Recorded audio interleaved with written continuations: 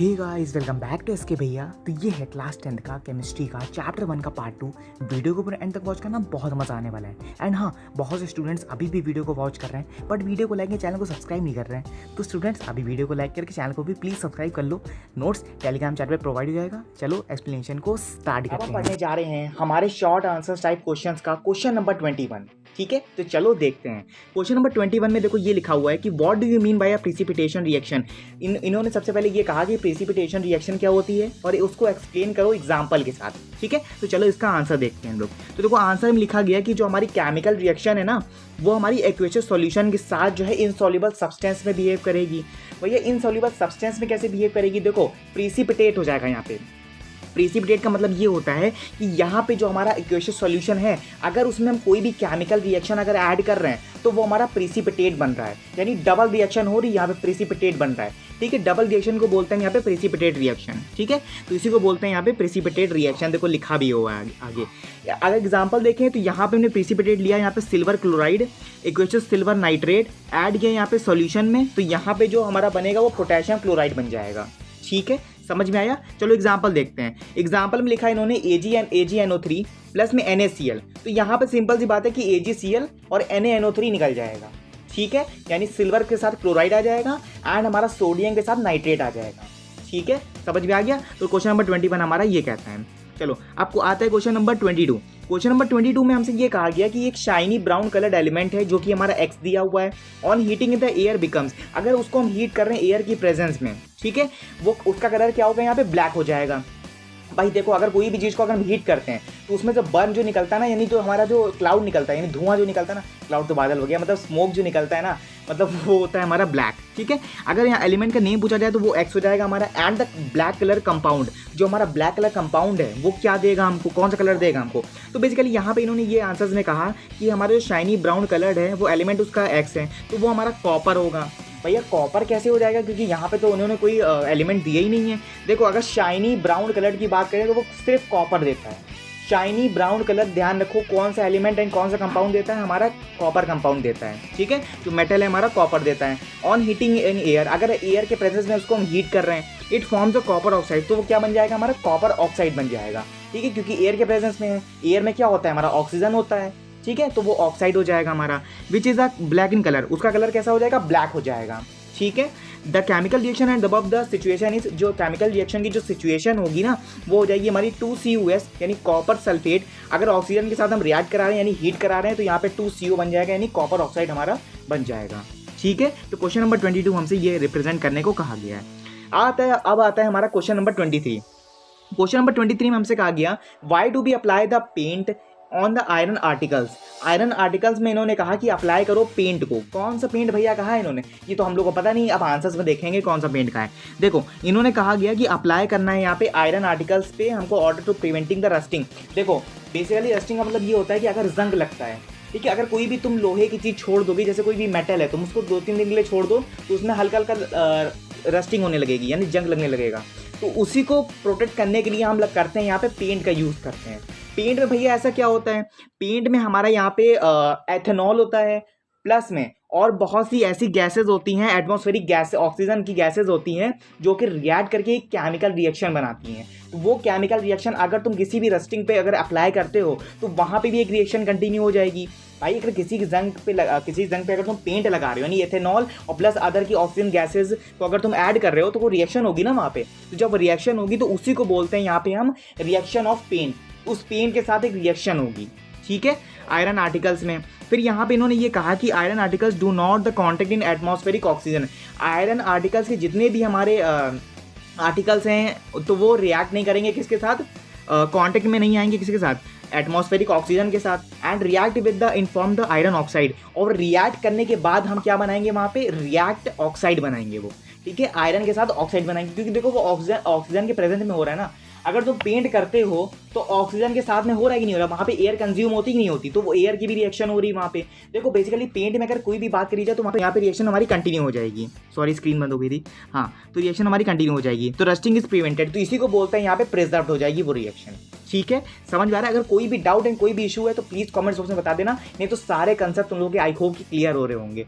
ठीक है। चैप्टर 1 तुम्हारा बहुत ही ईजी चैप्टर है, बहुत ही ईजीएस्ट चैप्टर है, मतलब चैप्टर है, बहुत अच्छे से मार्क्स को गेन कर सकते हो, ठीक है।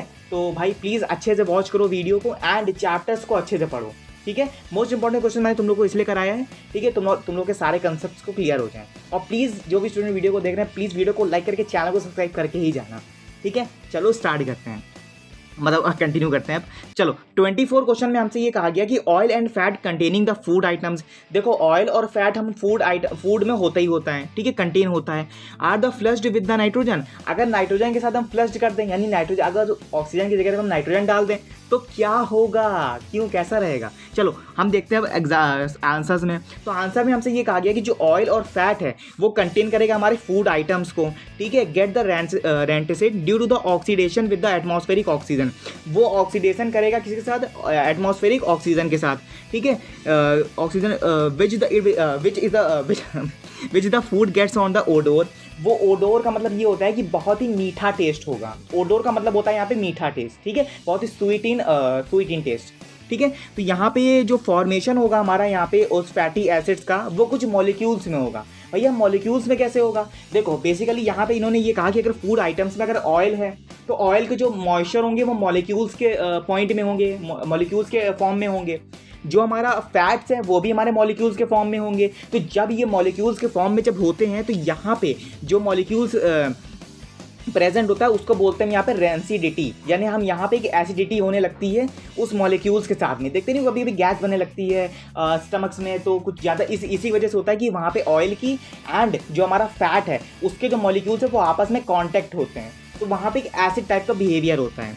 फिर आता है देखो यहाँ हमारा food item the flush nitrogen, तो वो नाइट्रोजन क्या करती है, अगर कोई देखते कोई भी चीज़ ठंडी चीज़ पीते हैं, नाइट्रोजन कैसी होती है, ठंडी होती है। तो देखो जैसे हम मिल्क अगर हम एब्जॉर्ब करें, अगर तो मिल्क अगर कोई भी जैसे हमारा कर्ड लेते हैं अगर हम, तो कोई भी अगर ठंडी चीज़ अगर लेते हैं तो वो उस मॉलिक्यूल्स को क्या करता है कि वो कम करने लगता है, उसी को बोलते हैं यहाँ पे नाइट्रोजन का वर्क होना, ठीक है। नाइट्रोजन बी गिनना इनर्ट गैस, नाइट्रोजन क्या करती है उस गैस को इनर्ट कर देती है, यानी बाहर को भेज देती है, ठीक है, लीव कर देती है। Does not react with does not, तो वो क्या करता है यहाँ पे ऑयल और फैट के साथ रिएक्ट नहीं हो पाता है, तो वो गैस के साथ रिमूव हो जाती है। Item there are the antioxidant, इसी को बोलते हैं यहाँ पे एंटीऑक्सीडेंट, ठीक है। क्वेश्चन नंबर 24 हमारा कंप्लीट हो गया है। क्वेश्चन नंबर 25 में आता है हमारे short answer question. Define rusting, rusting तुम लोग को पता है, रस्टिंग मैंने एक्सप्लेन भी कर दिया है, ठीक है। तो प्लीज़ ये तुम्हारा आंसर है, इसको तुम लोग यहाँ पे पढ़ सकते हो, ठीक है। क्वेश्चन नंबर 22 में हमसे कहा गया why do apply the paint on the iron articles, अभी मैंने तुम लोगों को बताया, ठीक है। प्लीज़ वीडियो को पूरा मतलब रिवर्स करके देख लेना, ठीक है। अब बार बार बताऊंगा तो वीडियो बहुत बड़ी हो जाएगी, ठीक है। तो जल्दी से कंप्लीट करते हैं हमारे क्वेश्चंस को। चलो मैंने बता चुका तुम लोगों को। अब देखो यहाँ पे भी हमारी रिएक्शंस आती है, बहुत सी बैलेंस रिएक्शन, जो कि हमको सबसे पहले कहा गया कि हमको यहाँ पे पोटेशियम ब्रोमाइड और प्लस में बेरियम आयोडाइड और पोटेशियम आयोडाइड प्लस में बेरियम ब्रोमाइड ऐड करना है। तो देखो हमारा रिएक्शन सिंपल से ये फॉर्म होकर रिएक्शन हमको दिया हुआ है, ठीक है। 2 kBr यानी पोटेशियम ब्रोमाइड प्लस में हम यहाँ पे लेंगे हम बेरियम आयोडाइड, ठीक है। तो यहाँ पे सिंपल सी बात है कि हमारा यहाँ पे पोटेशियम आयोडाइड निकल जाएगा। पोटेशियम आयोडाइड जैसे ही निकलेगा तो समझ लो कि बेरियम ब्रोमाइड आ जाएगा, बेरियम ब्रोमाइड यानी BB और PI, ठीक है, यानी पोटेशियम आयोडाइड, ठीक है। बहुत ही सिंपल रिएक्शंस है। अगर कोई भी स्टूडेंट को डाउट है या फिर कोई भी स्टूडेंट को इशू है तो प्लीज़ कमेंट्स में बता देना, अदरवाइज चैनल को प्लीज़ सब्सक्राइब कर लो, क्योंकि जब हम लोग लाइव स्ट्रीम में आएंगे तो लाइव स्ट्रीम में हम भर के क्वेश्चंस की प्रैक्टिस करने वाले हैं, ठीक है। तो अभी नहीं समझ में आ रहा है तो कोई इशू नहीं है, सिर्फ वीडियो को अच्छे से वॉच करो, ठीक है। अच्छे से वॉच करोगे तभी अच्छे समझ में आ जाएगा, पूरा एंड तक वॉच करो, ठीक है। ऐसे देखो यहाँ पे बेसिकली इन्होंने ये कहा कि 2 रिएक्शन यहाँ भी बैलेंस है, 2 यहाँ भी बैलेंस है, 2 यहाँ भी बैलेंस करना है, देखो 2 भी यहाँ बैलेंस है, तो हमारी बैलेंस रिएक्शन हो गई यहाँ पे, सिंपल सी बात है। अब देखो 3 यहाँ भी बैलेंस है, ZnO3 भी यहाँ 2 बैलेंस है, यहाँ पे देखो रिएक्शन हमारी बैलेंस हो जाएगी। जिंक कार्बोनेट और प्लस में जिंक ऑक्साइड और हमको लेना है यहाँ पे कार्बन डाइऑक्साइड गैस के फॉर्म में, तो सिंपल से जो रिएक्शन है हमारी वो कंटिन्यू हो जाएगी। सी वाले क्वेश्चन में भी देखो हमको सेम करना है एंड तुम्हारी देखो यहाँ पे आयनिक इक्वेशन एंड रिएक्शन है, तो हमको यहाँ पे Zn लेना पड़ेगा और हाइड्रोजन के साथ रिएक्शन करानी पड़ेगी। अगर हाफ रिएक्शन की बात करेंगे हम यहाँ पे ionic reaction represent by the 2 half equations में।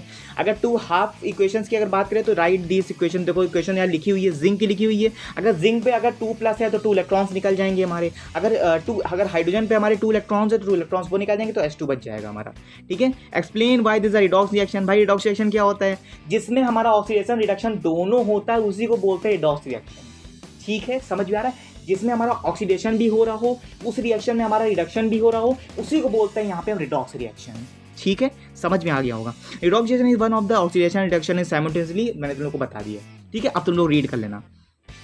What is the neutralisation reaction, हमको यहाँ बताना है कि न्यूट्रलाइजेशन रिएक्शन क्या होती है, वाई आर द नेम्ड, सो इसका नेम क्या होगा, गिव वन एग्जाम्पल, एग्जाम्पल के साथ। तो देखो न्यूट्रलाइजेशन रिएक्शन वो रिएक्शन होती है जो केमिकल रिएक्शन और एसिड के बीच में होती है। बेसिकली अगर कहा जाए कि तुमसे अगर कोई भी रिएक्शन तुमको दिया गया, उस रिएक्शन में तुमसे कहा गया कि वो केमिकल रिएक्शन है एक, और एक तुमको सॉल्यूशन दिया गया है, ठीक है, कोई भी सॉल्यूशन दिया गया है, एक एसिड, मान लो कि एसिड दिया गया है उस सॉल्यूशन में, उस सॉल्यूशन में सिर्फ एसिड है, ठीक है, मतलब मान लो कि एथेनॉल है, मेथेनॉल है, कोई भी एक एसिड है। जब तुमने उस केमिकल रिएक्शन और एसिड के बीच में तुम एक रिएक्शन कराओगे ना, उस रिएक्शन को बोलते हैं यहाँ पे न्यूट्रलाइज। बेसिकली मैंने तुम लोग को ये कहा कि अगर तुम केमिकल रिएक्शन को, अगर एसिड को अगर तुम मिक्स करते हो तो यहाँ पे न्यूट्रलाइज हो जाएगी रिएक्शन। आप समझ में आया? बेसिकली दोनों रिएक्शन को अगर मिक्स करेंगे यहाँ पे तो वो न्यूट्रलाइज हो जाएगी। वो कैसे बिहेव करेगी? बेस न्यूट्रलाइज की तरह बिहेव करेगी, ठीक है। पहले एसिड था, एसिड को किसमें लिया हमने? केमिकल रिएक्शन में, तो वो बेस की तरह चेंज हो गया, ठीक है। इसी टाइप को बोलते हैं यहाँ पे न्यूट्रलाइजेशन रिएक्शन, ठीक है। एग्जांपल देखा जाए तो यहाँ पे फॉर्मेशन होगा हमारा सोडियम क्लोराइड का, water by the reaction, water के साथ में रिएक्शन होगी, हाइड्रोजन क्लोराइड एंड वहाँ पे प्रेजेंट होगा हमारा सोडियम ऑक्साइड, ठीक है, NaOH एंड हमारा HCl यहाँ पे प्रेजेंट होगा। दोनों हमारे हाइड्रोक्लोरिक है एंड दोनों हमारे यहाँ पे क्या है? डाइल्यूट है, ठीक है।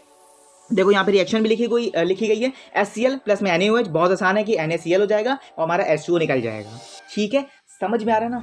बहुत आसान है, बहुत ही सिंपल है। आइडेंटिफाई करना तुम लोगों को रिएक्शंस बहुत आसान है। डबल डिस्प्लेसमेंट रिएक्शन, देखो मैंने तुम लोग को क्या समझाया था कि अगर तुम्हारा जिंक डबल हो जाए या फिर हाइड्रोजन डबल दिख जाए कहीं भी, तो ध्यान रखना कि डबल डिस्प्लेसमेंट रिएक्शन है। वो कौन सी रिएक्शन है? Double displacement reaction.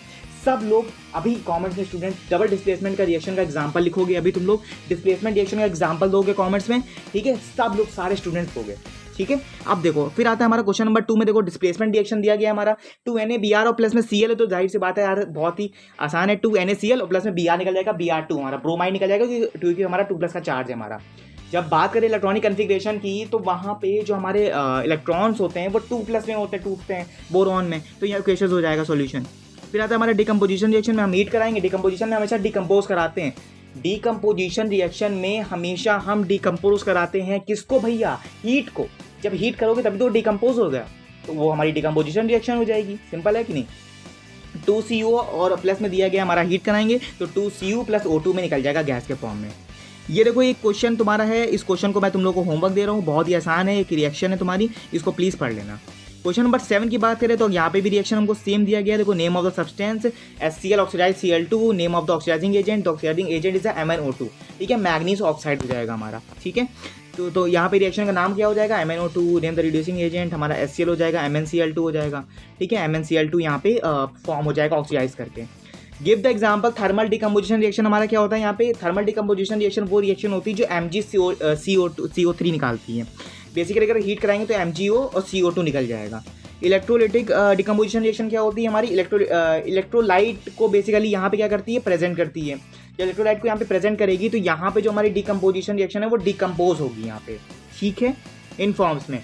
H2O plus में इलेक्ट्रिक करंट है हमारा, 2H2 गैस में हो जाएगा हमारा, O2 प्रेजेंट हो जाएगा हमारा गैस में, ठीक है। फोटो डिकम्पोज का मतलब क्या होता है यहाँ पे? And the example of the photo decomposition is 2H2O2, light के प्रेजेंस में रिएक्शन होगी यहाँ पे, H2O निकल जाएगा हमारा, ऑक्सीजन भी क्या हो जाएगा? गैस के फॉर्म में रिमूव हो जाएगा, ठीक है, गैस के फॉर्म में रिमूव हो जाएगा। अब आते हैं क्वेश्चन नंबर 9 पे। क्वेश्चन नंबर 9 में हमसे ये कहा गया कि 3 इक्वेशंस हमको दी गई है यहाँ पे डिकम्पोज रिएक्शन करने के लिए। Energy supplied in the form of the heat, light and the electricity. तो यहाँ पे इन्होंने ये कहा कि लाइट और इलेक्ट्रिसिटी एंड हीट के फॉर्म में अगर हम किसी भी एनर्जी को डिकम्पोज करा रहे हैं, किसी भी एनर्जी को हम डिकम्पोज कराएंगे तो वो इक्वेशन हमारी कैसे बिहेव करेगी। तो यहाँ पे हमको 3 इक्वेशन दिया गया है, ठीक है, अप्लाइड करानी यहाँ पे हीट के फॉर्म में एंड एनर्जी एंड इलेक्ट्रिसिटी के फॉर्म में। तो यहाँ पे सबसे पहले रिएक्शन होगी MgCO3, तो हीट फॉर आएंगे MgO CO2। सिंपल सा हमारा सेम हमारा क्वेश्चन है यहाँ पे। प्रेसिपिटेट बन निकल जाएगा, तो हमारा सेम क्वेश्चन आ गया। डबल डिस्प्लेसमेंट रिएक्शन मैं तुम लोग को बता चुका हूँ। देखो सारे क्वेश्चन एकदम सेम है, ठीक है, सारे क्वेश्चन देखो भाई मतलब रिपीट क्वेश्चन हुए हैं, ठीक है। भावना टुक्स अ पेल ग्रीन सब्सटेंस, देखो यहाँ पे क्वेश्चन दिया गया क्वेश्चन नंबर 15। भावना टुक अ पेल ग्रीन सब्सटेंस, एक भावना को मिला यहाँ पे एक बहुत ही पुराना सा हरा कलर का सब्सटेंस एक टेस्ट ट्यूब में उसने लिया, and the heated is over the flame of the burner, उसने हीट किया उस बर्नर के फ्लेम पे। फिर ब्राउन कलर हमारा बी लिया है यहाँ पे। And the form the evolution of the two gases, दो गैसेज के फॉर्म में इवेल्यूएट कराया। Burning of the smell of the sulphur, उसमें जब उसको बर्न किया तो जो उसमें जो स्मेल आ रही थी ना वो सल्फर की स्मेल आ रही थी। ठीक है। Identify the A and B, write the chemical equation. तो भैया ए एंड बी की केमिकल इक्वेशन क्या होगी? ठीक है, तो बेसिकली ऐसे हो जाएगी हमारी 2FeSO4, तो Fe2O3 प्लस में SO2 निकल जाएगा गैस के फॉर्म में, प्लस SO3 हमारा गैस के फॉर्म में निकल जाएगा। देखो कुछ ऐसे एग्जाम्पल बनेगा हमारा आयरन पिल के साथ। फिर आता है क्वेश्चन नंबर 16, देखो रिपीटेड है। क्वेश्चन नंबर 17 भी रिपीटेड है।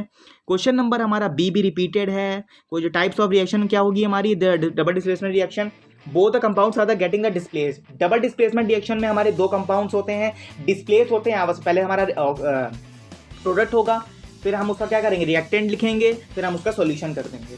ठीक है, तो हमारा डबल डिस्प्लेसमेंट हो रहा है। Name of the reaction, right the reaction the same. तो ये हो जाएगा हमारा डिस्प्लेसमेंट रिएक्शन। यहाँ पे क्या हो रहा है, डिस्प्लेसमेंट हो रहा है कॉपर से सल्फेट का एंड हमारा आयरन से कॉपर का। ठीक है, क्वेश्चन नंबर 19 में को रिपीटेड है, क्वेश्चन नंबर 20 रिपीटेड है। ठीक है, फिर आता है क्वेश्चन नंबर हमारा 21 भी रिपीटेड। देखो सारे क्वेश्चन रिपीटेड पूछे गए हैं। ठीक है, तो प्लीज़ इसको स्टूडेंट्स प्लीज़ इसको अच्छे से पढ़ो, सारे क्वेश्चंस को, बहुत ही ज़्यादा इंपॉर्टेंट है। कोई भी क्वेश्चन में अगर डाउट है तो प्लीज़ पढ़ लेना, नहीं तो पूछ लेना। कोई भी क्वेश्चन में डाउट है प्लीज़ कमेंट्स में करके पूछ लेना, क्योंकि मैं डेली कमेंट्स देखता हूँ तुम लोगों को, और डेली आंसर्स भी तुम लोगों को कमेंट्स बॉक्स में ही मिल जाएंगे। अगर कोई स्टूडेंट को चाहिए कि भैया एक्सप्लेनेशन के साथ दे दो तो वो भी मिल जाएगा, कोई इशू नहीं है, एक्सप्लेनेशन के साथ भी तुम लोग को आंसर मिलेगा। ठीक है, तो एक बार पढ़ लेना इन सारे क्वेश्चंस को, बहुत ही ज़्यादा इंपॉर्टेंट है। और प्लीज़ वीडियो को लाइक करके चैनल को भी प्लीज़ सब्सक्राइब कर लो। और नोट्स यहाँ अपलोड नहीं होगा, टेलीग्राम पे अपलोड होंगे नोट्स। ठीक है, टेलीग्राम चैनल पे नोट्स अपलोड होंगे, तो प्लीज़ वीडियो को लाइक करके चैनल को भी प्लीज़ सब्सक्राइब कर लो, टेलीग्राम लिंक को ज्वाइन कर लो। ठीक है, और बस इतने ही क्वेश्चन थे तुम्हारे, हाँ इतने ही क्वेश्चन थे तुम्हारे। ठीक है, आगे लास्ट हमारा क्वेश्चन है डेंसिटी वाला। तो डेंसिटी तुम लोग को पता है कि इसमें एसिड्स होते हैं बहुत सारे, उसी को बोलते हैं डेंसिटी, जो कि हमारा फैट्स एंड ऑयल से हमने तुम लोग को एक्सप्लेन किया। ठीक है, मैंने तुम लोग को अभी एक्सप्लेन किया है रेसिडिटी, एसिड्स एंड ऑयल्स का अभी सब्सटेंस जो एक्सप्लेन किया था। सारे क्वेश्चंस रिपीटेड है, तो भाई वीडियो को बड़ा करने से कोई फायदा नहीं है। ठीक है, मैं भी सोच रहा हूँ कि तुम लोग को जल्दी वीडियो खत्म हो जाए, तो तुम लोग भी जल्दी अच्छे से वॉच कर सको। ठीक है, सारे क्वेश्चंस रिपीटेड है। ठीक है, कोई अगर देखो री एक्सप्लेन करेंगे तो तुम लोगों का टाइम वेस्ट होगा, भैया री एक्सप्लेन क्यों कर रहे हो। ठीक है, एक बार एक्सप्लेन कर दिया तो तुम लोग वीडियो को रिवर्स करके देख सकते हो। ठीक है, तो आई होप कि एक्सप्लेनेशन अच्छे समझ में आएगा। अच्छे समझ में आया तो प्लीज़ फिर से बोलो लाइक एंड सब्सक्राइब कर दो। मिलते हैं हमारे नेक्स्ट पार्ट में। Thanks for watching, good.